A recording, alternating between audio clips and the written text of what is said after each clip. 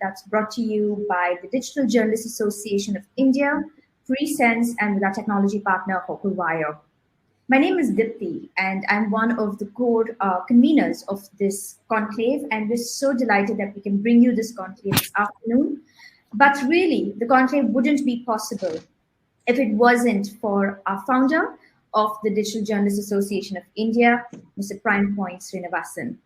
Now, just a quick note, the Digital Journalists Association of India was set up in 2016, and since then, it has been at the forefront of bringing individuals, practitioners, and policymakers together at a table to talk about digital media, digital tools, and definitely the way forward.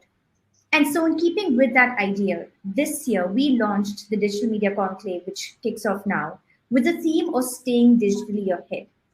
And so, with no further ado, I turn it over to Mr. Prime Point Srinivasan for our opening keynote address with our special guest.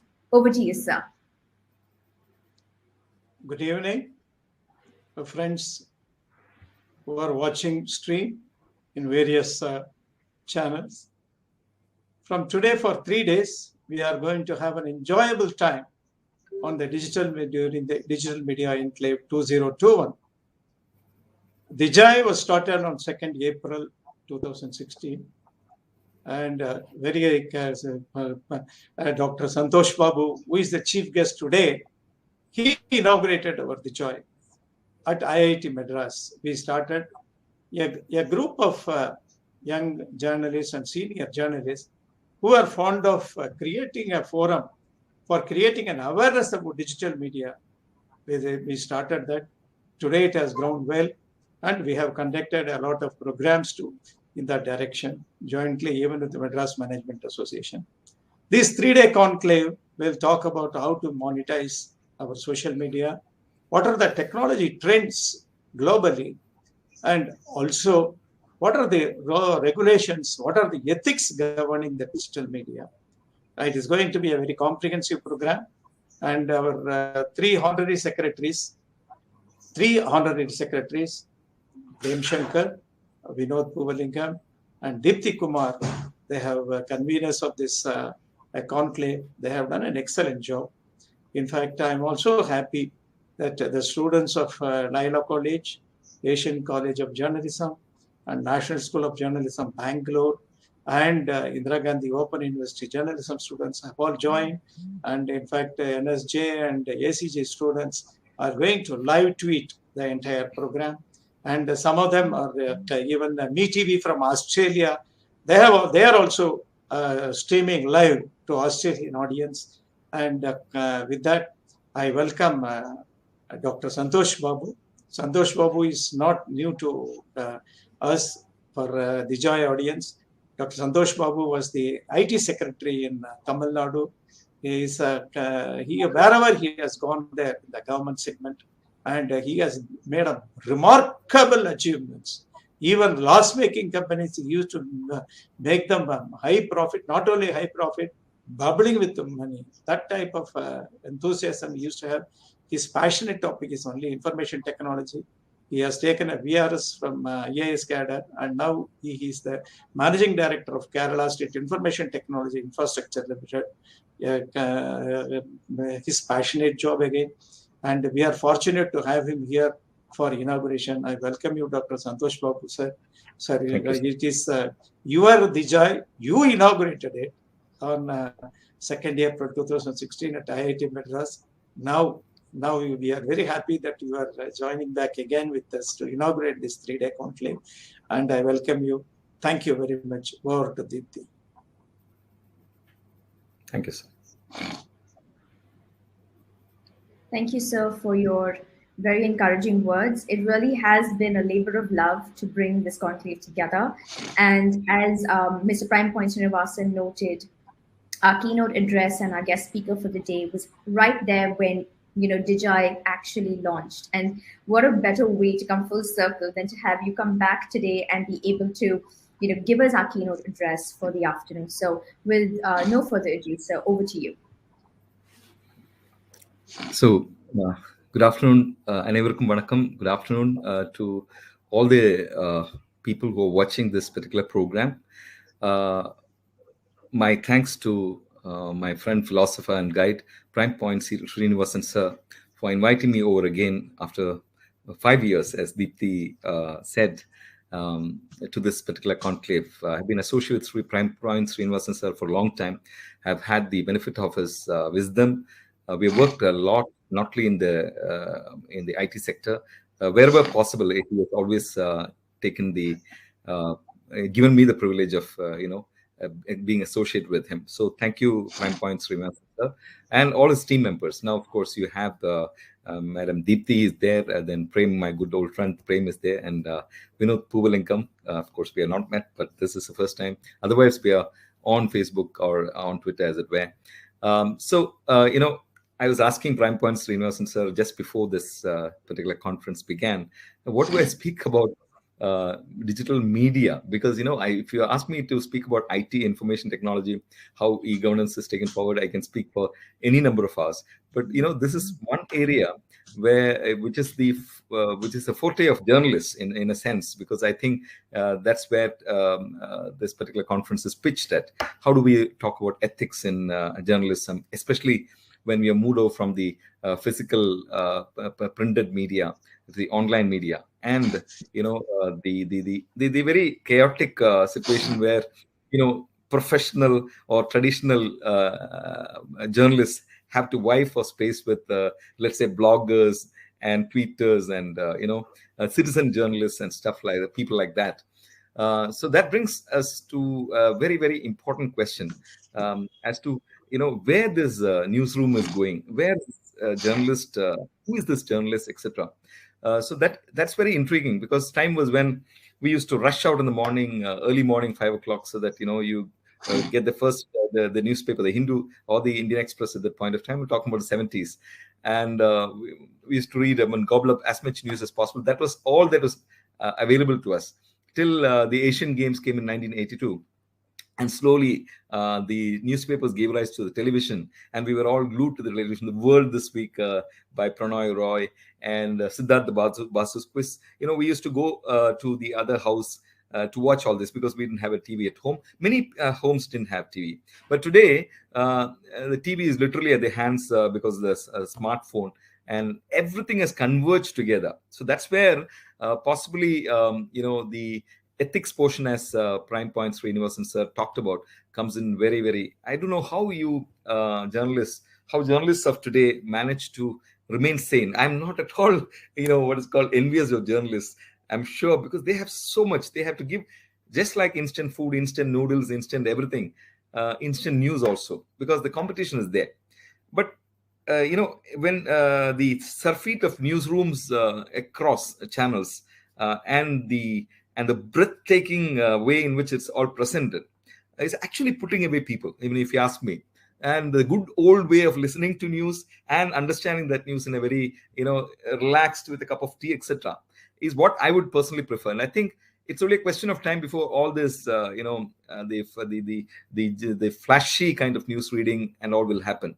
But the question here is, how does an editor sit in a room and kind of subsume all this material that's coming from different sources? It could be from a blogger, it could be from a citizen journalist. How do earlier, if you speak to newspaper people, they would say, they will go there, they'll sit there, try to understand the content, whether fact check, verify twice, thrice, then editor also verifies, and then only things are put out. But because there's a huge premium on their reputation. But today, reputations don't matter. Things are taken from the holster, as it were, and shot. And this demands of journalism. This demands that there should be, I think, regulation also. For example, like IAS officers are selected to head the bureaucracy. Can a journalist be? Of course, journalist, somebody who studies in an Asian school of journalism will become a journalist. But can a citizen journalist also vie for space along with it, because he had the gift of the gab?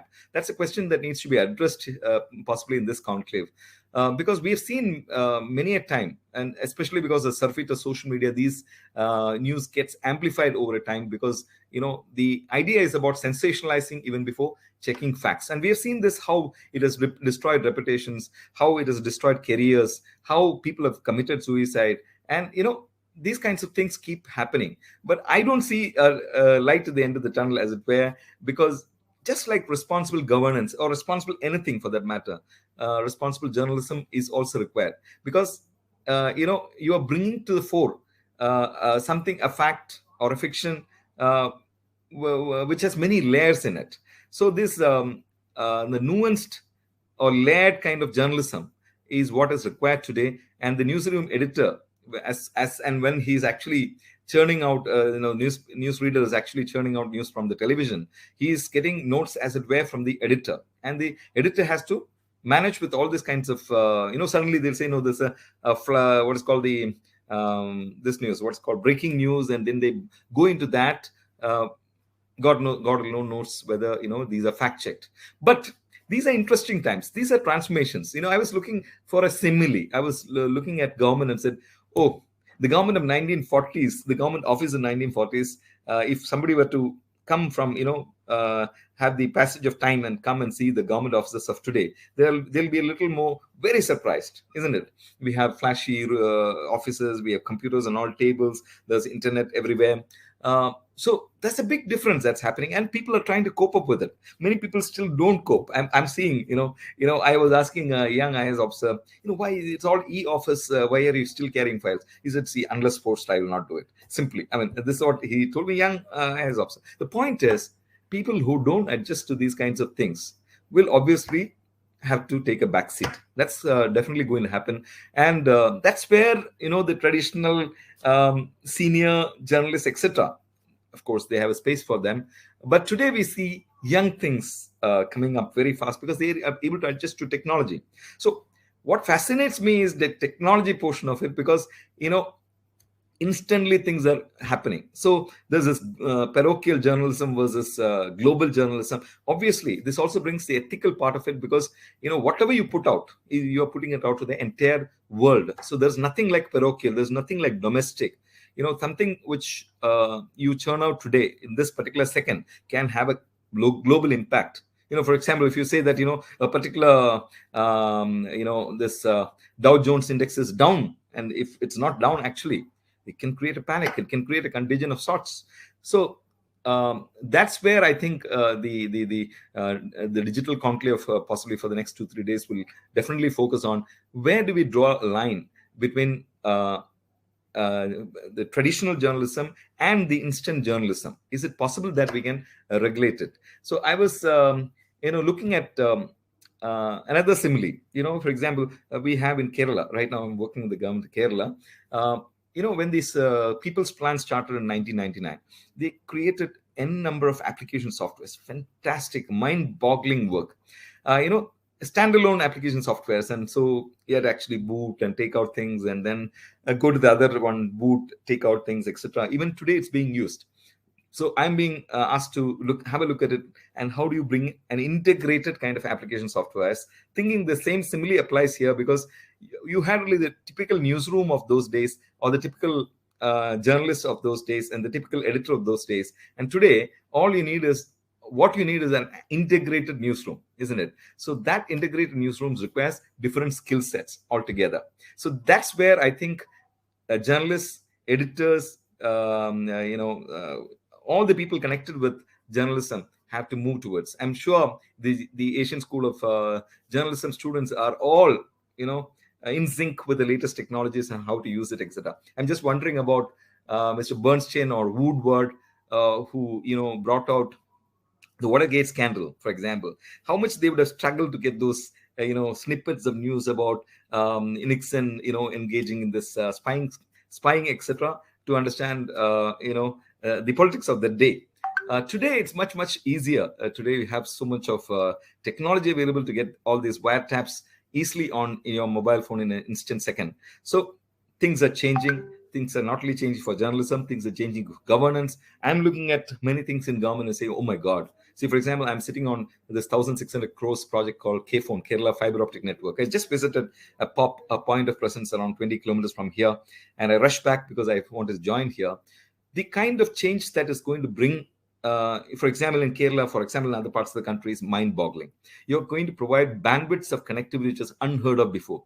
The earlier we had what's called the Kerala State Wide Area Network, or for example, when I established the Tamil Nadu State Wide Area Network, all we gave was a few kbps of connectivity, and we were very happy with that because you could see something happening on the screen. But today, what we are going to give, and your mobile phone has around 4 to 8 Mbps. What we are going to give people is around between 10 and 100 Mbps of speed, which is mind-boggling in a sense. So you can imagine, if this were to happen in the next 6 months to 1 year, what will happen is it will throw up such a lot of data, not only from a journalistic point of view, but from a point of view of research.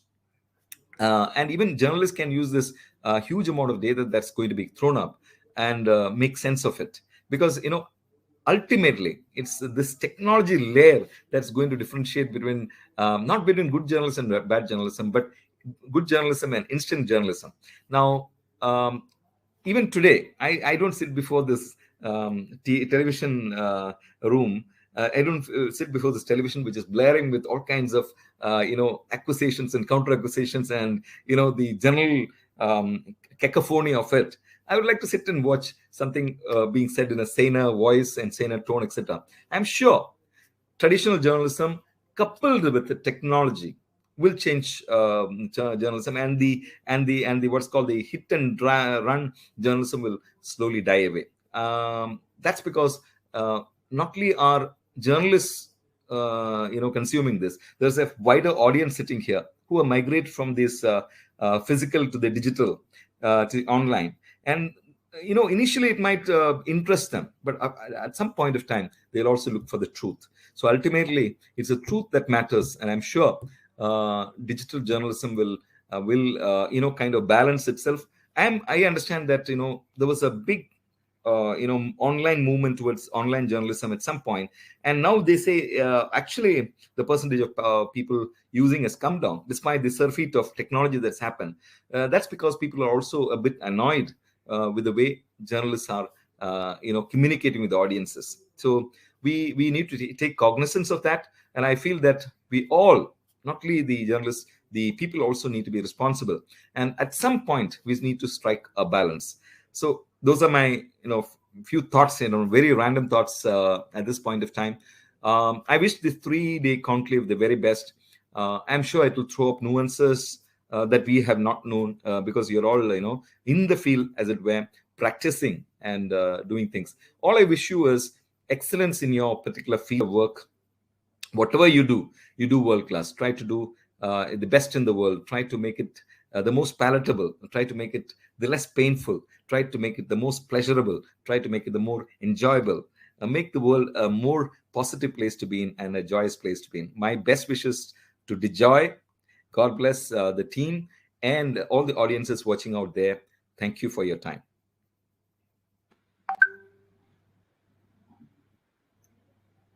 All right. Thank you so much, Mr. Babu, for taking the time to talk to our audiences that are joining us, not just here in India, but actually across the world.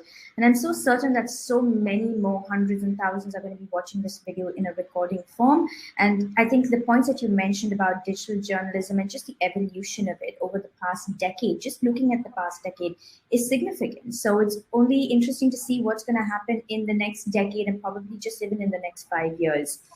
We're currently at the midpoint of our opening keynote, and so I'm going to introduce our co-convener and also my colleague and friend, V. Prem Shankar.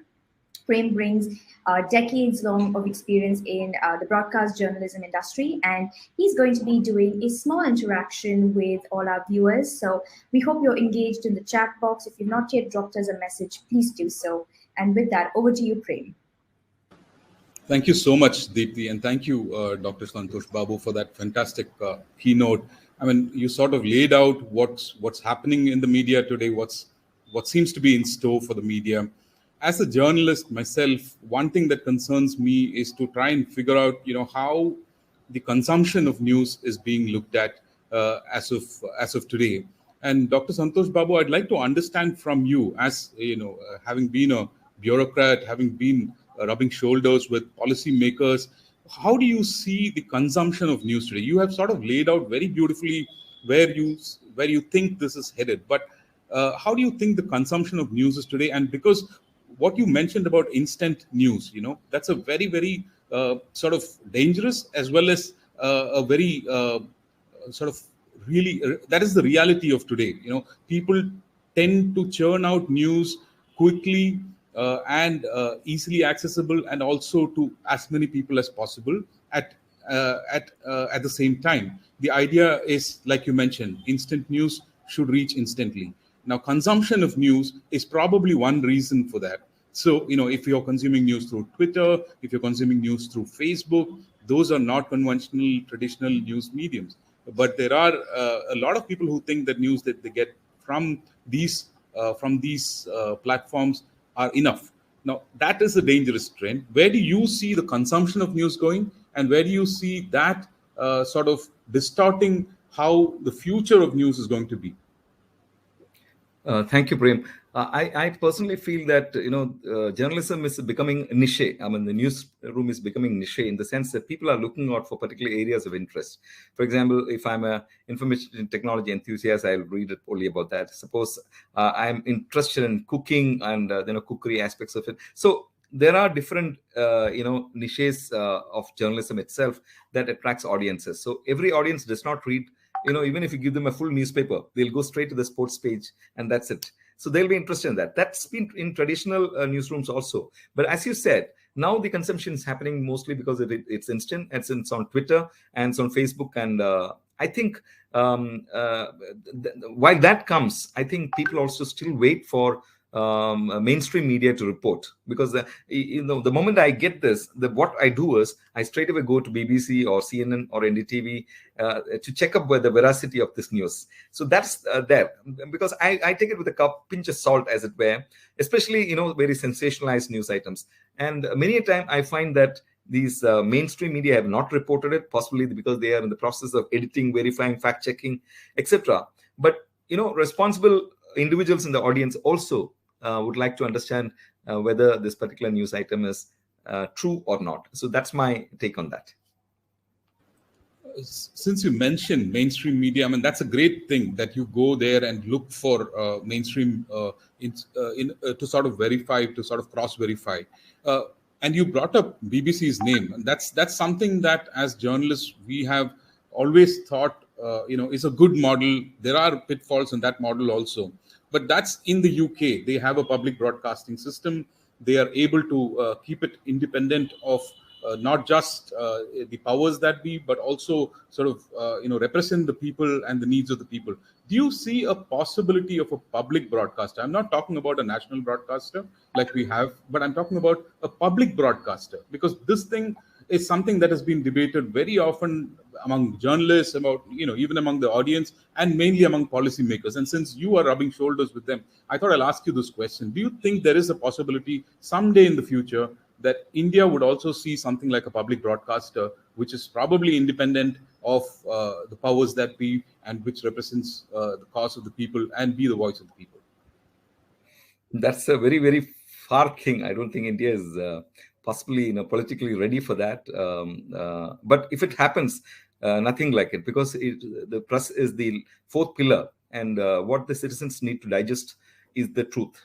So if it's layered with layered with political inputs, which is unnecessary, then we don't get the right news. So I hope it happens in sooner than later. But right now, I think media is such a powerful weapon. So obviously, the public broadcasting portion might take some time, even though independent media newsrooms are almost something like public broadcasters. Some of them are extremely good, but we have seen this extreme difficult differences between one and the other. So I have not had discussions on this. But it's always the newspaper editorials are mostly about these kinds of issues, and I hope it happens. But that's the need of the day, because today you are seeing media is run by business houses, and business houses are influenced by politics. So obviously we are not getting the right thing, and it's always creating tensions within our federal polity, within our polity itself. It creates such a lot of tension. because it is either right-wing journalism or left-wing journalism. Journalism is journalism is journalism. It can't be right or left or centrist. It has to be truthful. That's all, period. Nothing more, nothing less. And only a public broadcaster can do that. I hope it happens. That's my wish. We all do.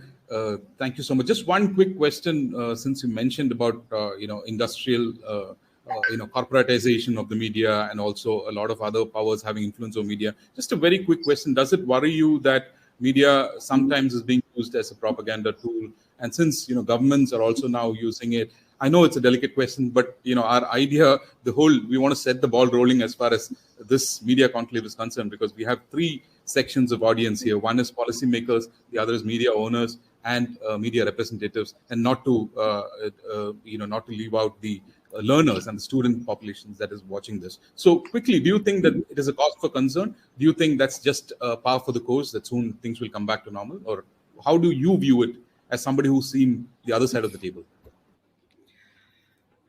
Yeah, it also depends on what's my ideology. I'll be looking out for, if I'm very ideological, not centrist or left or right of the spectrum, then obviously I'll be trying to consume that kind of news only, and I will feed on it, and I will try to if it is a social media thing, I will make it viral. So it's both ways. If people are not looking for trolls, and people are not they're looking for very neutral news, and which is straight, clean news, then the penchant for having that kind of thing will not be there. But right now, we are a little voyeuristic society, so we'd like to have the spectrum of audiences. So as just like vote bank politics, there'll be niche journalism, as I said, and there'll be people willing to consume that kind of news. So that's what I think. And so finally, you said mobile, TV, newspaper, everything is moving on to mobile. Is that how do you see that playing out for the media as such? Is that a good thing? Is that a bad thing? I think it's a good thing, because this has come to stay. So this layered kind of new editorials have to be very layered. At the same time, since they're getting from different sources, it will the editors have to couple it all together and bring it out as new. And what more a better way than informing the citizens? Informing the citizens the news of the day, or an editorial, etc. This is going to happen, and people will definitely move away from the newspaper, especially because of COVID and all. Today we have stopped taking the newspaper, although I just carried the Economic Times today just for the nostalgia part of it. But everything is available on the mobile phone, and I have a feeling that digital journalism will at some point overtake the print media. Whether it's good or bad is out for the jury to decide. But today, as consumers also, we are also fast. We don't care. We don't want to read lengthy editorials, etc. We just need to have the essence of it and move on. So that's the way it will be. It will be mostly, every system is moving towards digital. So media will always be also part of that movement. So I think maybe 10 years, as Madam said, after 10 years, 20 years, what will be like, I can't even think about, because things are moving at such a vast speed, huge speed. We are not able to make head or tail of it before it hits it. But take it from me, this technology will overtake most of the traditional skills that we have, and we have to move on with newer skills. And especially, I forgot to tell about the emerging technologies. Artificial intelligence and stuff will play a huge role in giving media to the citizens, the way they consume it. For example, when the moment I click something, the algorithm knows that I like this particular thing, and I get that kind of nuanced the content. So content management will become much more easier in a very digital, so what's called mobile smartphone platform. So that's my feeling of it on it. All right. Thank you again, Mr. Babu, for taking the time. And thank you, Prem, for engaging Mr. Babu in such a candid conversation. I think what you both did is you've previewed our 3-day conclave in the last 5 minutes. And so, with that, I think it's time to go ahead into our actual panel. The first panel for our conclave this afternoon is going to address the question of how do you build sustainable newsrooms? And we have two amazing leading women in the field of digital journalism, and Vinod Puvalingam, who's a co-convener and the honorary secretary at DIGI, is going to be moderating this conversation. So if you've just joined us on YouTube or Facebook or maybe somewhere else in this world, from Australia or elsewhere, please do drop in a message in the comment section. We want to keep this conversation interactive. So if you have a question for our panelists and for our moderator, please go ahead, use the chat box and put those questions down. And with that, it's over to you, Vinod. Thanks, Deepthi. Thanks a lot, Deepthi. I think that was a wonderful session. Last 30 minutes, as Deepthi rightly pointed out, I think thanks to Santosh Babu sir, we had actually covered whatever we wanted to touch upon in this 3 days of the digital conclave. So again, once again, I welcome all the audience for the Digital Media Conclave 2021. And to kickstart this year's conclave, we have started with a very important question. How to build sustainable newsrooms.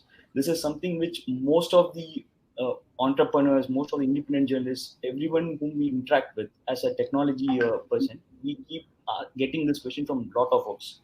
And to discuss this, we have got two of the most prominent personalities in India in terms of solution-based journalism.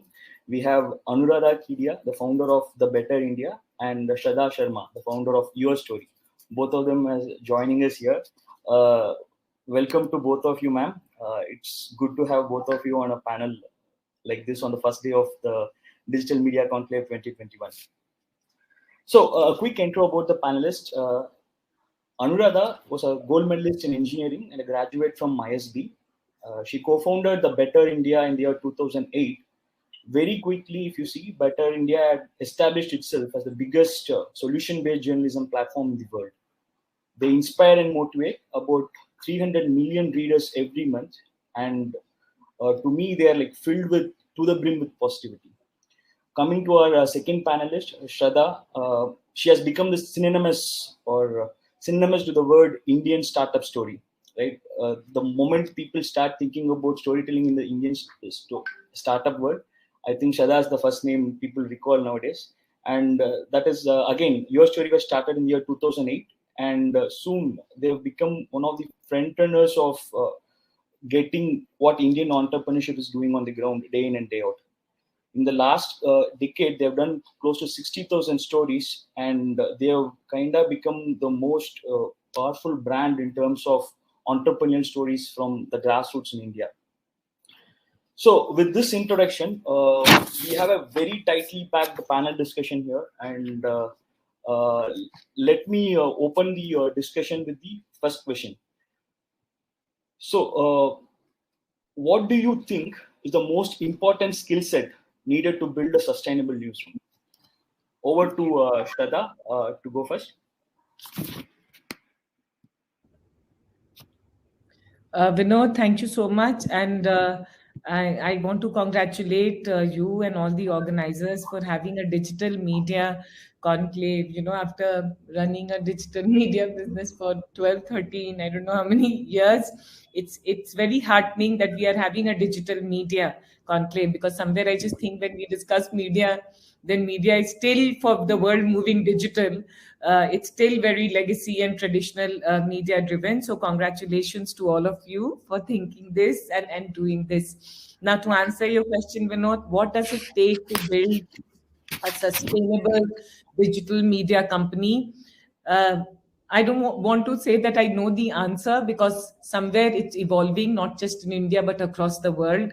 The way content is changing and the way the definition of digital media is changing. There are so many nuances, because today, what do you call a digital media? Do you call Better India, Your Story, a digital media, or do you also call today all these blockchain companies who are launching their own media, right? Like everyone today has their own media, or Anderson Horowitz, which has come with their own media entity, or traditional media companies who have their own multiple, so many digital media plays that they're getting into. What I would say is, for sustainability of any business, what is required is two things. One is that I feel, and especially because the capital coming in digital media has been, our kind of digital media has been less, is that you create from day one a company where you spend lesser than what you earn, and try to have that mindset of making money.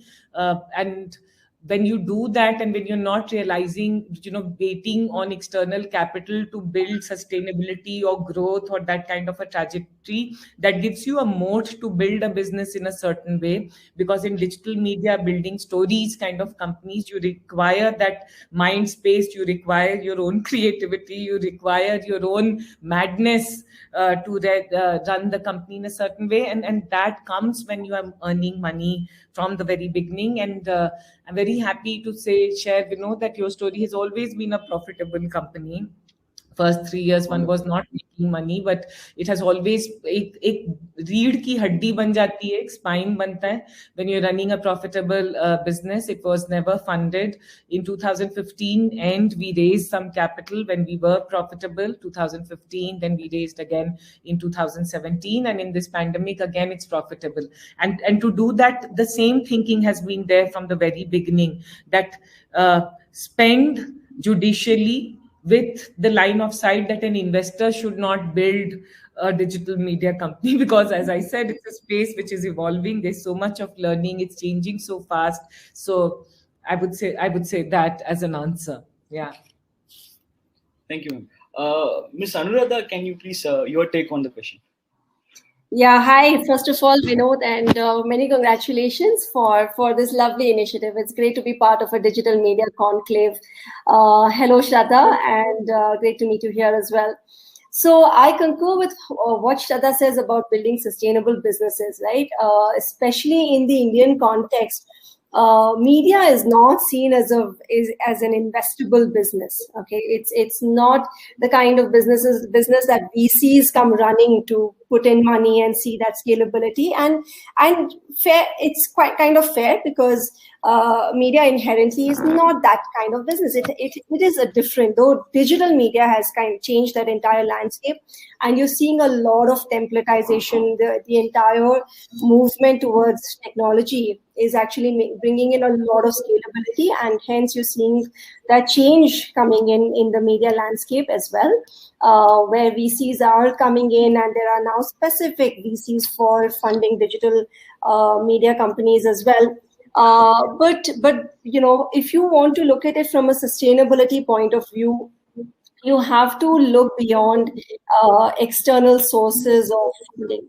Right, and you have to build very solid revenue streams in-house. Okay, so when we started in 2008 as well, and from till the time we raised our first round of funding in early 2015, the focus was always to keep our costs low, right? And how do you grow without really building on a huge expense sheet, right? And the way we built it very uniquely was by building out this entire huge network of freelancers and contributors, people who reached out to us and said, we want to share stories with you. And, it just built on the back of a huge network of over 500 contributors.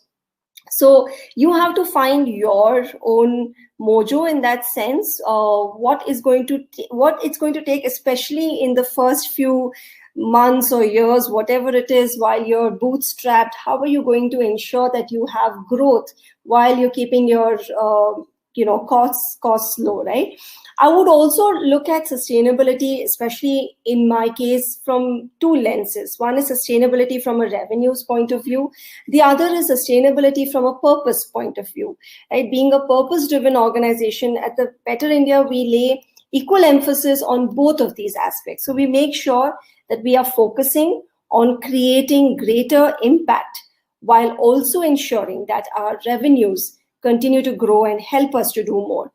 So in a nutshell, I think the most important skill to build any sustainable enterprise is to define what your key sustainability metric is, the one that spells success for you, and then build processes around its growth. We really have to go around it that way, and there are no two ways to define that.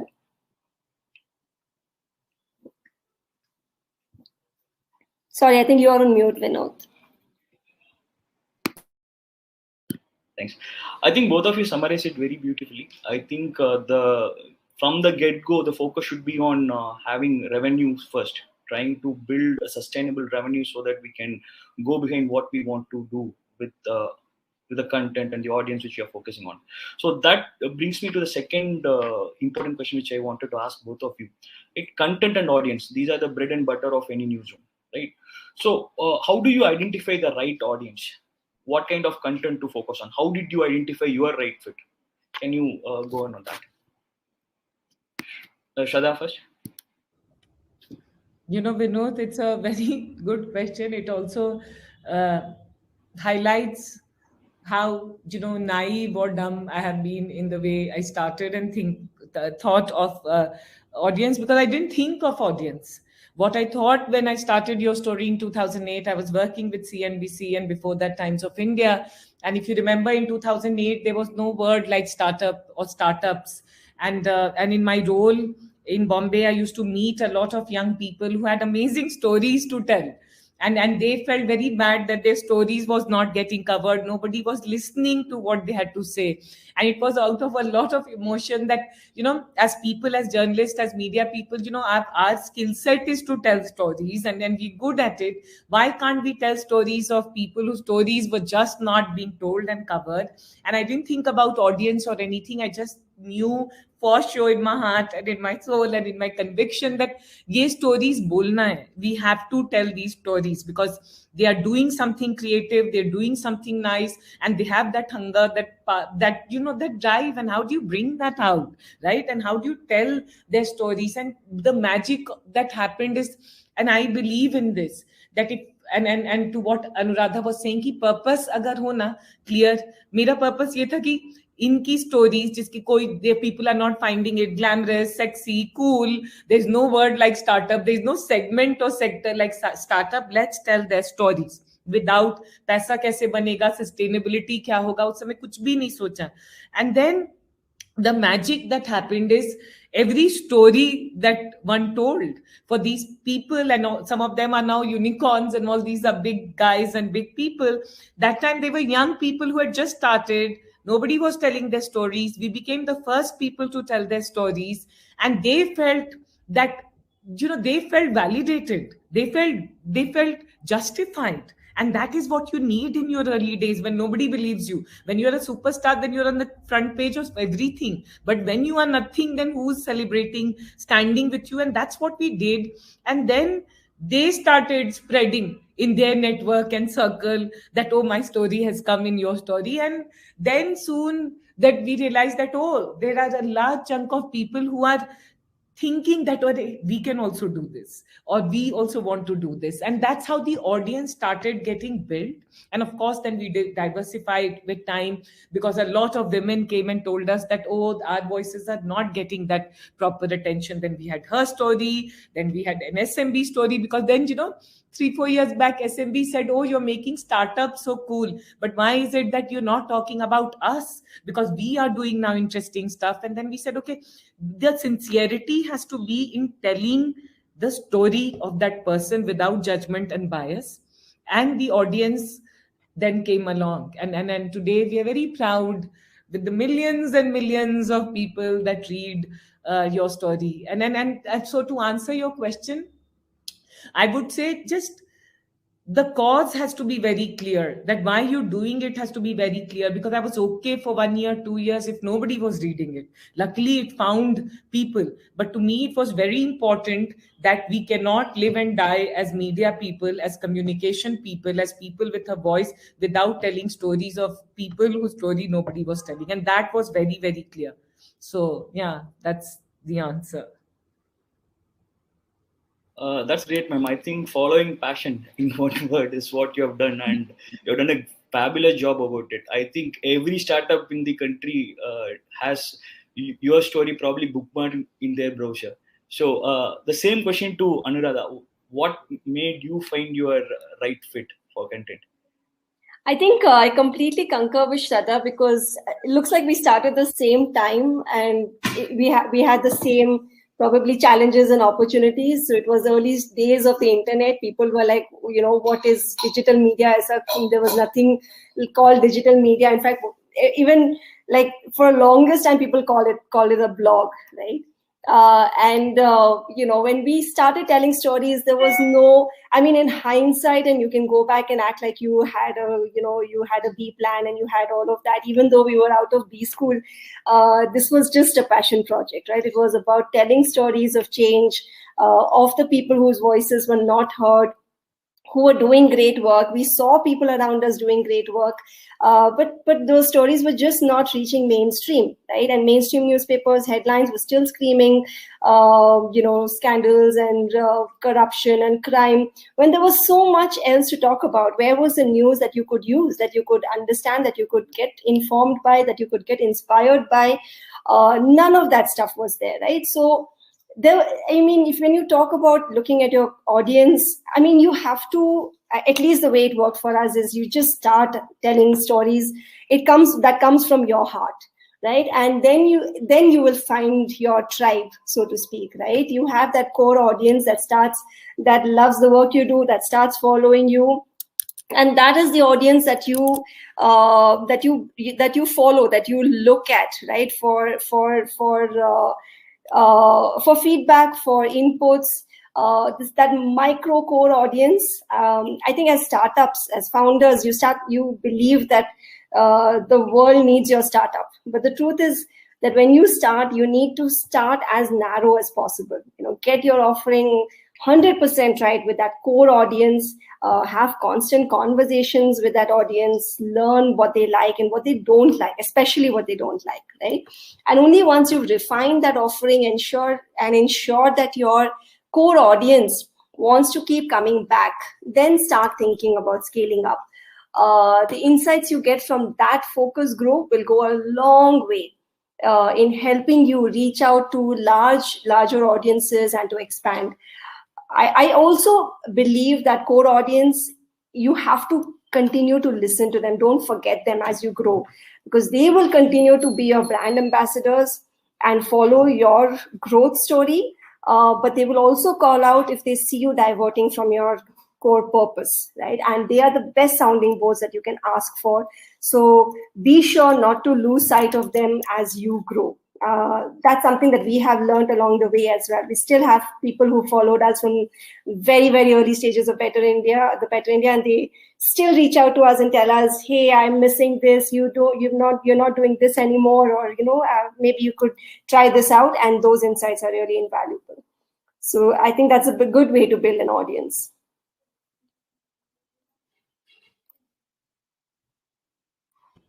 Again, your mic is switched off. Vinod, you've been talking on mute. I'm sorry. So I think that's a very good point. You got the point that we have to identify the core audience pretty fast, and we have to stick to what the core audience love about you. I think that that kind of eventually defines who we end up building and what we end up building. Now, let me move on to the second focus area, which is essentially costs. Right? In digital, we typically talk about a lot of technology or multiple things which are out there, right? And there are two sides of the coin: revenue, costs, right? So in cost, what is the big thing which you feel will, where is your biggest investment going to be, and how do you plan for the future in terms of tech? Anuradha ma'am, can you go first on this? Yeah, I think this mute thing is happening again and again. Let me unmute it. Yeah. Okay. So Vinod, I think in digital media companies, you cannot ignore tech, right? I mean, what are you? How do you even call yourself a digital media company if tech is not your focus? Right. So I think investments in technology is extremely important. You have to be technology first. Everything that we have done till now, I think one of our largest investments have been in technology. And you can't ignore that, but that's also what helps you scale up and grow quickly, right? That's what differentiates you from traditional or mainstream media. That's what gives you that scale. So investment in technology is something that is critical and is core, and that's something that you have. The best thing I think now is that also, Vinod, technology has grown to such an extent that you have so much, out there in terms of, tools that are free to use, that you don't need to really build in-house. There are so many things that help you scale up and learn quickly. And that's something that actually enables the ecosystem to grow much faster. So those tools have helped us immensely over the years, whether it's Slack, whether, a lot of tools that we've been using in-house as well to scale and grow. So great, ma'am. Shraddha, can you comment on the cost part? Yes, Vinod, cost is something I hate. All of us hate cost. But what Anuradha said is that you can't call yourself digital media jab tak tech nahi hai. So, and today, none of us, I don't think so, just media, none of us cannot exist without tech having a role to play, especially now with pandemic. So, want to share with all of you is that 2.5 years back, we made an investment and we acquired a company called Pixtory. Very smart bunch of product and tech people, because one of the great things about being an entrepreneur is to feel that you are great, but to realize how you are not great also. And then while my strength is storytelling, branding, building the soul of the company, my strength is not technology, right? And what you need to do and then this is again for all media professionals, is to realize that you need very strong tech people, product people, analytics people to back your journey, to come as partners. And then we acquired this company called Pixtory 2.5 years back, got very strong set of people who have come. And one of the big things that we realized more than technology is to how in this world where the user's attention is fragmented, how deep can you go on understanding the user? And that is where we've invested a lot in the last 2 years. That also gives us line of sight. Oh, if we are launching a blockchain story, right? Or if we have to launch an enterprise story, because suddenly we see a lot of people in enterprise are interested in startups, which verticals, who is coming and viewing. So every day there is a team which has a very detailed understanding of what people are viewing. Like Anuradha said, what people are not viewing, right? Because as storytellers, as media people, we are so personal about the stories we tell, right? Our heart bleeds for the story we tell. But if nobody's heart is bleeding and only our heart is bleeding, then there's something wrong. So that's why we need analytics. And investing in those people, investing in that team, investing in building that culture, whereas people who we were not trained to look at numbers for everything, right? And looking at that at the same time, not losing your soul. Because one of the things I am proud of, and Anuradha will understand when I'm saying this, because she's also built a brand which I personally really love and admire, is that it's very easy in a digital media journey to build a brand based on clickbaity headlines. Right? It's very easy to move away from your ethos and get the page views, get the numbers, get the advertisers. But your story in the last 13 years has never written a negative story. Right? I can have a view on you, but we don't criticize entrepreneurs. We don't criticize startups. We have been criticized a lot for it. That, oh, you are the cheerleader of startups. You are not intelligent. You don't have a point of view. And I always have maintained for 13 years, everyone in this country has a point of view on startups. Everyone in the country has a point of view on everyone else. We will not have a point of view. We will stand with you. And that might sound very funny and easy, but every day it comes at a huge cost.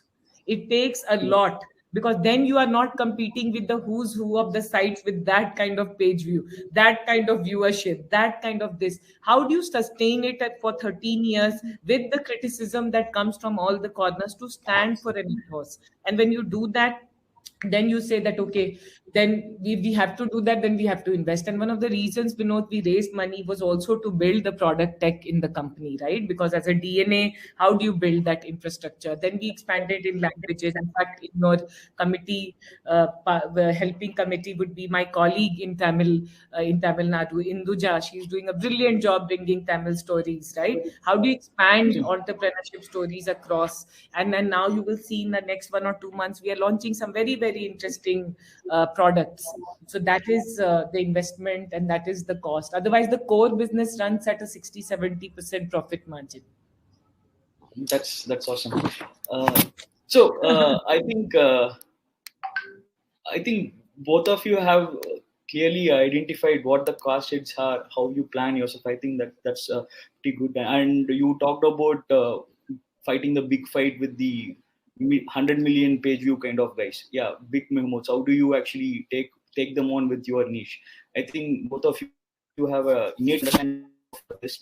Let me move to the next part. From cost, let's start focusing on revenues. I think in the starting, you guys told that there are multiple channels which we need to look at. And I think Shraddha also pointed out that we have to start revenue first. And I think Anuradha concurred on that.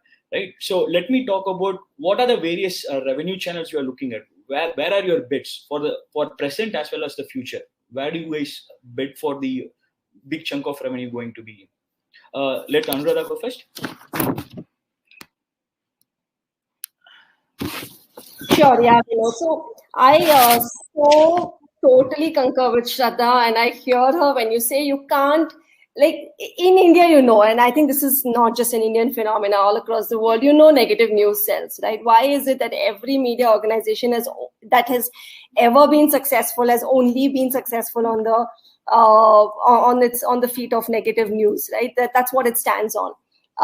So to come out as digital media companies, as fledglings, and trying to establish yourself in a space dominated by huge, corporate media companies, and take a stand that you will not report anything or talk bad about people. I mean, you're based on positive media, positive affirmation. It's not easy, right? Coming to your question, Vinod, about revenues, it's a multi-pronged approach. I think any company that wants to set itself up, and in this day and age, you cannot be resting on one area or one concept and say, yeah, this is it. I have figured out the holy grail of making revenues and staying profitable. While we have been profitable from the year of establishing ourselves, and we continue to be so, it is always, the way digital media moves and the way the world, the consumption of news and the news patterns, content patterns and everything keeps changing so quickly, right? At a breakneck speed. Every 3 to 4, 6 months, you see a new platform. Everyone's moved to somewhere else, and if you are still on that same old platform, you've completely lost the game. So you have to keep updating yourself all the time. So do your revenue channels. You need to explore new ways, new areas, new customers, new formats. What all can you actually look at, right? So it's been challenging. It's been amazing. But from the beginning, when we started, the way we looked at it is we were going to avoid programmatic revenue streams. Okay, I think that's very, very old-fashioned. That's not something that we have ever focused on, and it's not really the right way to build your business. So I think traditional media, when they're moving to digital, that's the first place that they focus on. It also comes from the kind of probably the old mindset and also the scale that they have. They think, okay, this is, if you crack that, that's good enough. That is good to a very, very small extent. The way you need to build revenues is really identify your strengths and then understand how to monetize those strengths, right? The way we have done it at the Better India is to build communities. And then to monetize those communities, right? So for us, the largest, revenue stream for the past 2 years was e-commerce, which we recently, got acquired. So those, you have to explore very, very unique and different revenue streams from the way the way media industry has been thinking. It's always been ad banners, and traditional advertising and all of that. Even when we started, we said we will not do advertising, but we will do, sponsored posts where we get corporates to come in and talk about causes that we believe in, and get their support to amplify the voice, of different causes, and create and do campaigns along with them, co-create content, all of that. So I think you have to find your differentiation in a market that is so crowded and so noisy, and establish revenue models that are unique to you and that monetize your uniqueness as well. That's great. Shraddha, can you go on this? With respect to revenue, where are your channels going to be, and how do you plan for that, for the future, present as well as the future? Vinod, I love revenues. And anyone I want to tell everyone watching, don't believe in any other story. If you are an entrepreneur, and if you're going to be an entrepreneur, don't believe in the changing trends and what investors and the world says. Always keep a line of sight on the revenue. Otherwise, जो भी सुंदर सपना है वो टूट जाएगा, क्योंकि पैसा सबसे बड़ा सत्य है. So while you have passion, you have to cultivate the DNA of thinking about money. And for me, the way I see revenue is that for us, there are 4 things. One is that, and it has taken time, is that create IPs. And then we've created IPs. I don't know if you've heard of a property called TechSparks, which is one of the very high revenue drivers with a profit margins of around 70% that we have over there.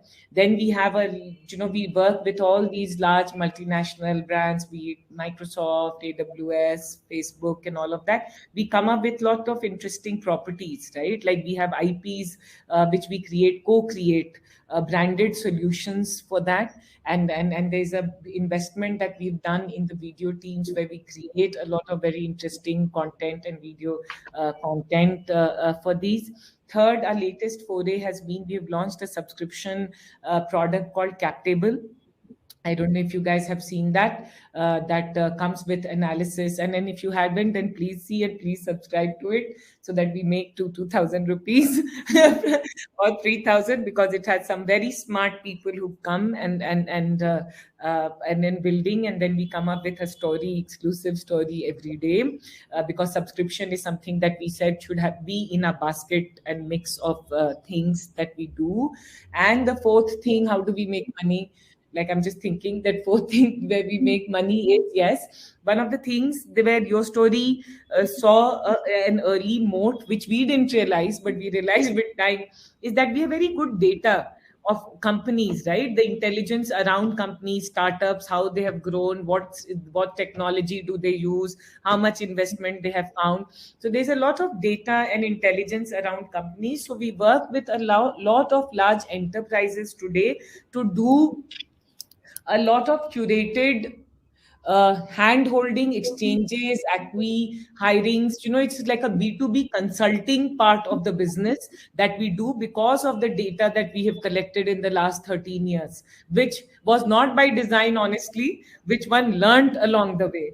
And I think that has become a good IP, because there is a team which really makes sure that we have fresh data intelligence. In fact, as we talk today, we are launching something called Unicorns of India, which is a very interesting thing, where you see real-time data on all the unicorns in the country, like all the parameters, different parameters. So that's one of the lines of businesses that we have. So yeah, it's a good place. And of course, the diversification that we did with story, SMB story, enterprise story, blockchain story, so that also helped, diversify the revenue that one could make.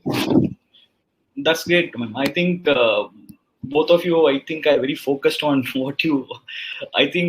we started the discussion, both of you started with the same thought process, that revenue first, then we can follow. Again, you can stretch the passion, but you need to have revenues to follow your passion. So that's great. So let me ask one final question before I take a couple of audience questions. From me, the last question would be, when can one rest assured that your newsroom is self-sustainable? When can you get that kind of a thought process in your mind?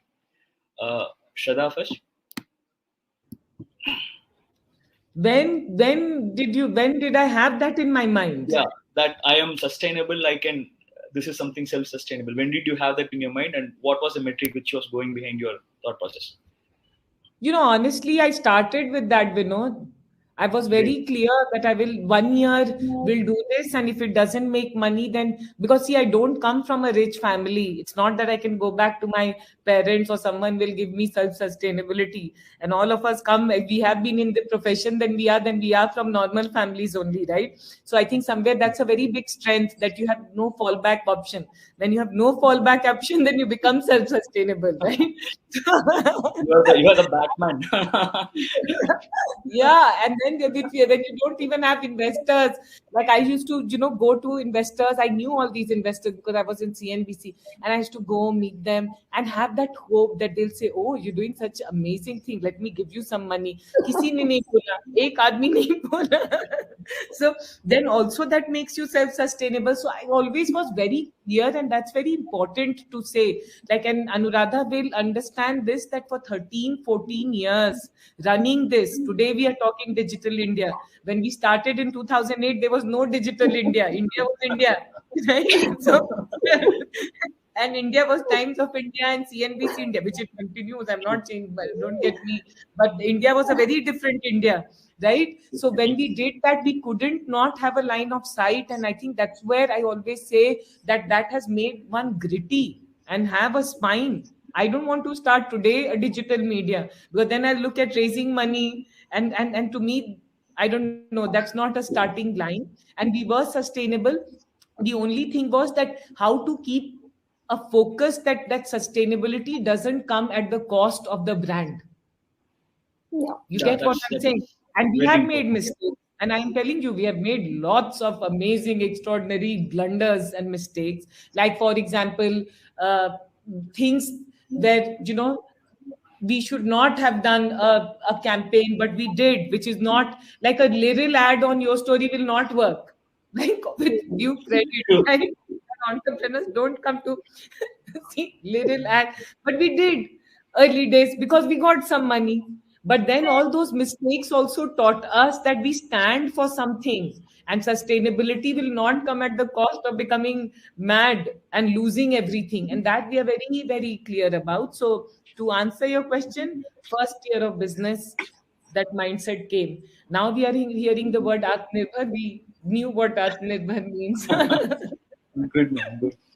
Anuradha, your take on this? When did you realize we are building a self-sustainable thing? Yeah, I think Shraddha and I have had we've had similar mindset, and I think that's what has helped us sustain ourselves for so long, right? It takes a lot of grit, a lot of hard work, and that mindset has to be there right from the beginning. I mean, if this is not making money, I mean, I'm not here to live off charity, and nobody is going to come and give you charity, so forget about that. It has to make sense as a business model, right? And you have to do what it takes to kind of get to that stage. And for us, in fact, I think Shraddha took a bet even earlier, and she's from CNBC. She already had some sense of the media landscape before jumping into this, and a very, very brave move back in 2008, right? When we started the Better India back in 2008, I mean, we started it as a side project, just to see how to test waters, to see how it goes. We were not really ready to jump right into it. First of all, we were engineers. We are not media professionals. This was not a space. I mean, we approached it actually from an impact platform perspective and not a media. So now the Better India looks like a media company, but it's still, for us, it's still an impact platform. That's how we look at it. It does not come to us that it's a media company, because we never came from that. That was not our objective as well. So I think it takes a lot of hard work, a lot of jugaad. For the longest of time, it was just the two of us founders who had to do like everything, whether it's tech, marketing, sales, HR, everything is just the two of you. And it's only when we actually started seeing just take shape, started seeing actually corporates reach out to us and start say, okay, you have so much of a leadership, can we do something together? And then we started saying, okay, this is the way we are going to make revenues. This is not going to be a simple, you put your ad here and you pay me so much. That's not the way. That also took a lot of guts, right? Because it's not, it's so easy to just put up a banner and take, but that's not a sustainable way to grow. And that's really not so. So to go back and say, "Acha, I don't want to put your banner. I want you to give me money, but I'm not going to put your name anywhere."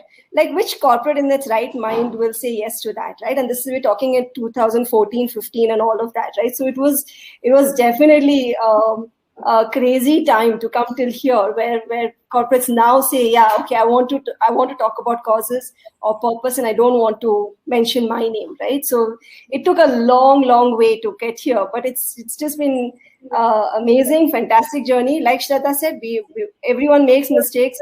But to have a certain set of values that you begin with, right? And to keep evaluating yourself every now and then and see, are you on the right track? Have you set guidelines for yourself? Are you following those? All of that is super important. So, Vinod, in simple terms, to answer your questions, I don't think you can ever be self-sustainable, okay? You can be sustainable, but self-sustainability is like saying you'll have an engine that's running without power on its own all the time. I don't think that's possible. I think there's no substitute for hard work and innovation, especially in the digital media world. You cannot take your eyes off or your foot off the pedal and expect it to keep running. So there's no such thing. I don't believe that it can ever be self-sustainable. Yes, you can reach a certain stage where you are sustainable. You are getting more than you get. Your revenues are higher than your income, your expenses, all of that stuff, right?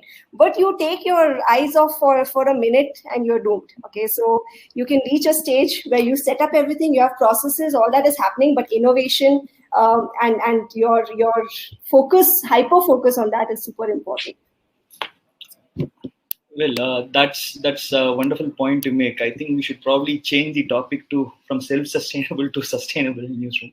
But yeah, I think we need to be on the run in terms of getting what's happening in the industry, keep going behind the innovations. I think both of you almost talked about the same things in terms of where the next money is, whether we are relevant to today's society, are we getting the right content out there, are we talking to the core audience whom we are addressing to, and examples of little good confessions to make. So that's really wonderful for hearing that from both of you. Let me take a couple of audience questions, and first question is from Jyoti Shankaran. So he's asking, what's the best option for a media house, in-house tech or total outsourcing? Shraddha, I think you already touched upon this during the discussion. What would be your take on this question? I would say that if your core competency, and if you don't have a co-founder who's a tech person, because I was a single founder, I didn't have a co-founder, and my competency was not tech. Somewhere I always batted from the back foot, not the front foot, because always the question was on the tech and the capability. I would say don't sweat on the small stuff, because if the core purpose is to tell great stories, today there are tools, there's so many solutions out there. Just use that to build the brand, to build the customer engagement, to build that readership. Once you have that, then you will get the money and then you can build the tech. I think somewhere we over optimize on and think about what we don't have, and then we are questioned on what we don't have. So if I had to rebuild things today, I would say that I would just go and concentrate on the brand, on the stories, on the reader base, user base, repeat customers, revenue, and tech I would outsource. And once I have a lot of money or I raise money, then I will think about building tech, but not sweat, because there's so many battles to fight. So prioritize. And in the prioritization, if you have 3 other things which you think that you really need to do, then do that and then think about tech. Till then, just outsource it. That's a great look at that. Anuradha ma'am, what about you? So I completely concur with Shraddha, even though I have a co-founder who is a techie, right, a tech person, and he's still a huge believer in no code and using tools out there, because like Shraddha said, you have so many other battles to fight and you have so much else to focus on If you can find a plug and play solution for yourself to use and that solves your tech problems, why build in-house, right? It's that I think building in-house is usually done to just raise investor money. That's mostly when you go out and say, yeah, I'm going to build this in-house. But most of the time you will find tech solutions that solve your problem at least to 90% or even 80%. Take it. If you have a problem on your hand where you cannot find any existing solutions, only then look at building it. But even then, find an agency to build it until you grow that big that you can afford to have an in-house tech team, because in-house tech is very, very expensive. True. And hard to maintain, really. Techies are the biggest divas out there now. Now I have to use the word, Anuradha, that you are saying. I completely concur with you. Oh, good. I'm not going to use that again.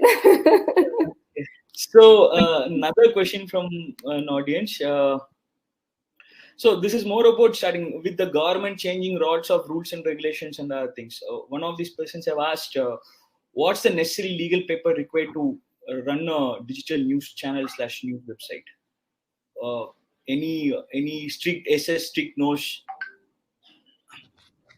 Yeah, so we had to, now with the new regulation, though we thought that we are not in the news business, we tell stories and we don't cover politics or anything. But I think the rule is today very vague and it covers everything and anything comes in the purview of news. So we had to create a subsidiary because we have investment. We realized more than 25% foreign investment, which is Indian investors only, but they have foreign listing or whatever. So we have created a subsidiary.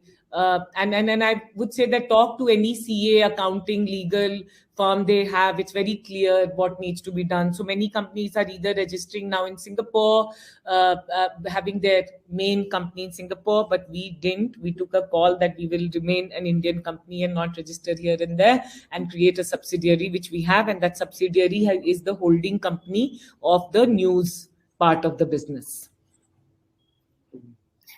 Yeah, I have to say ditto to Shraddha. We were not, we are not technically a news company, and we are not set up as a news company, media organization as such. We do not report news, political news, current affairs, none of that we cover, right? So we're more in the content space. But the current rules have been so vague, so we've also had to kind of register all of this. So like Shraddha said, there is an option to register yourself in the US or in Singapore, and create an Indian subsidiary, but that's not the way we wanted to go about it. So we are very much an Indian company, and yes, all these vague rules apply to us now. Great, ma'am. I think that was a great discussion, and thanks for both your participation. And we got some really good insights. I think Shraddha talked about making lots of mistakes when starting your story, and you are talking about the jugaads. So I think both of your mistakes and jugaads have actually given us something so good, which everyone wakes up to every other day. And you two are doing such a wonderful job. Helping us, the entire ecosystem out here. Thank you very much for being part of this discussion and sharing so candidly your experiences and your thoughts. Much appreciated. Deepti, if you can actually take over to Deepti to summarize the discussion. Just adding Deepti back into the discussion. Well, I must confess that I've never laughed as hard as I've laughed. And I've never heard a conversation being just absolutely so candid and so open. And Shraddha and Anuradha, I think you've taken such valuable time from your busy schedules to be here this afternoon. And like you rightly said, there are such valuable quotes from your conversation this afternoon about how to keep newsroom sustainable. And while we might be divided on the line of can you ever be sustainable in your mentality and thinking and work versus can you actually achieve it, I'm sure that there's a lot for people to learn from this conversation. And so Vinod, thank you so much for moderating this conversation this afternoon. Shraddha and Anuradha, thank you for joining us. So we are going to move into our workshop session now. So for those of you joining us online or just coming into the program, stay tuned because we have our next session. And Vinod, if you can pull up the screen for our workshop individuals can get to know what we are going to be talking about. Thank you so much, Vinod. Thanks, Deepti. Thanks, Anuradha. Thanks a lot, sir. Thanks a lot, everyone. Thanks for having us. Thanks, Shraddha. Bye-bye.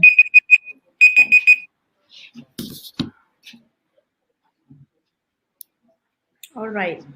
So we are going to go into our workshop sessions. So for those of you watching us online, please continue to stay tuned because Vinod is coming back in just a few moments to talk a little bit more about methods to monetize your content. So for those of you that have put in questions in the chat window, we're going to transfer your questions into the chat window as well, so Vinod can answer those questions through the workshop session. We really do appreciate you for joining us. And if you're watching this program as a pre-recording, as a post-recording actually, then we request that you continue to put in your comments in the chat box as well. With that, Vinod, I think we'll see you on the other side. Yeah, thanks, Deepti. We will reconvene at 4:30. Yeah, thank you.